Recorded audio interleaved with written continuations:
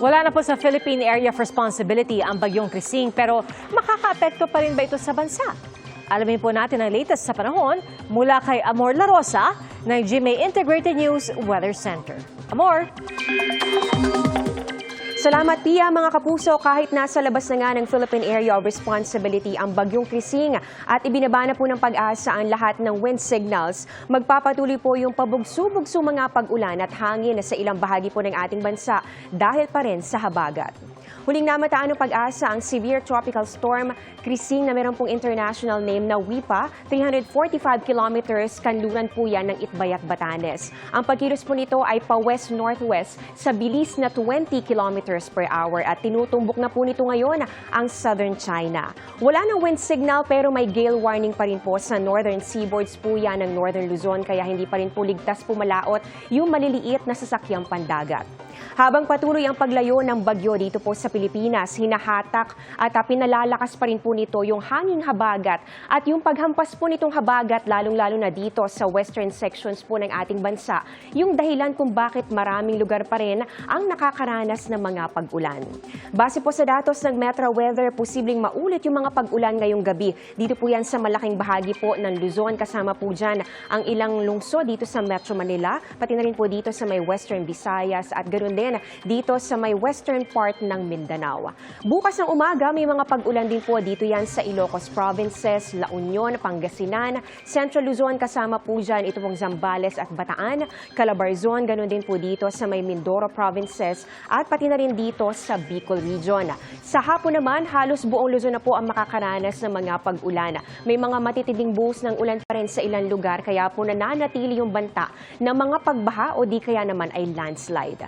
Dito naman sa Metro Manila, mataas pa rin po ang tsansa ng mga pabugso-bugsong ulan bukas gaya po ng naranasan natin kanina. Pero posible po na bahagya naman po itong mabawasan. Pero patuloy po natin yang imomonitor sa rainfall advisories ng Pag-asa. May mga pag-ulan din sa Visayas, lalo na po dito sa Panay Island at pati na rin sa Negros Island Region. At meron namang mga panakanakang ulan dito po yan sa ilang bahagi ng Central at ng Eastern Visayas. Dito naman sa Mindanao, bahagya pong mababawasan yung mga pag-ulan at kalat-kalat na lang po yan dito sa may Zamboanga Peninsula, Northern Mindanao, Caraga at pati na rin sa ilang bahagi po ng Soc-Sargen.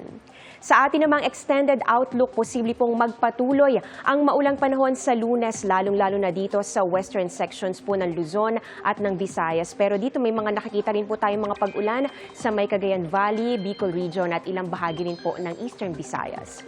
Halos ganito rin po sa Martes pero may mga pag-ulan na rin dito po yan sa malaking bahagi ng Mindanao.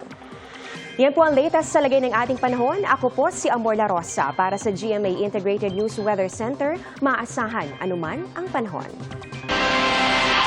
2 sugatan at 3 ang nawawala dahil sa bagyong Krising at habagat na nagpabaha maging sa Metro Manila. Ang Department of Health nagpaalala sa publiko sa peligrong dulot ng baha, lalo na kung may mga sugat. Nakatutok si Darlene Kai.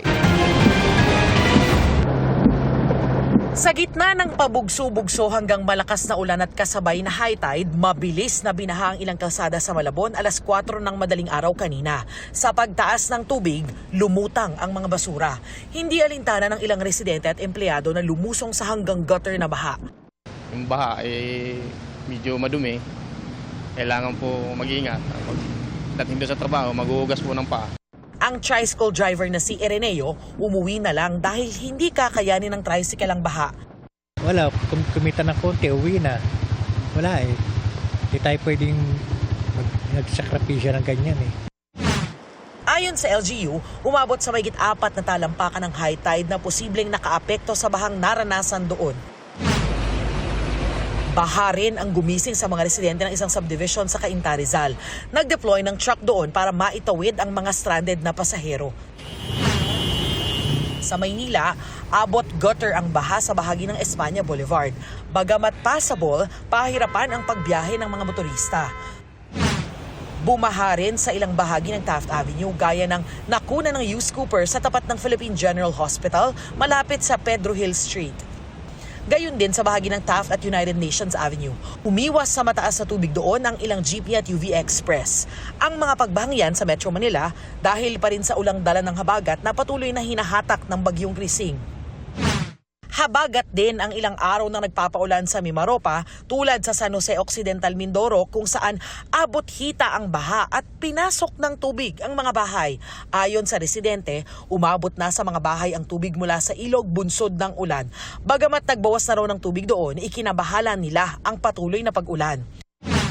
Paalala ng DOH, kapag nagkasugat sa panahon ng tag-ulan, hugasan ito ng malinis na tubig at sabon. Panatilihing malinis, tuyo at protektado ang sugat. Sundin ang mga paunang lunas para sa mga sugat.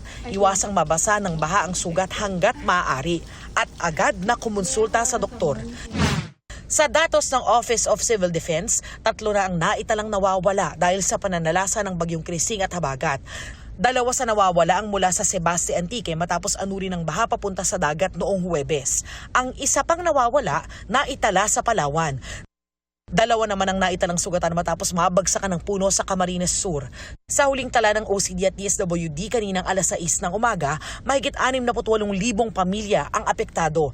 Mahigit 5,000 pamilya ang kasalukuyang nasa evacuation center. Patuloy ang pamamahagi at repacking ng food packs para sa mga nasalanta.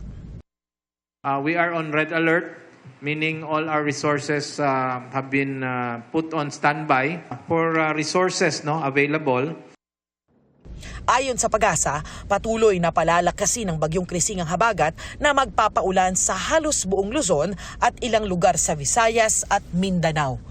Para sa GMA Integrated News, Darlene Kai, nakatutok 24 oras.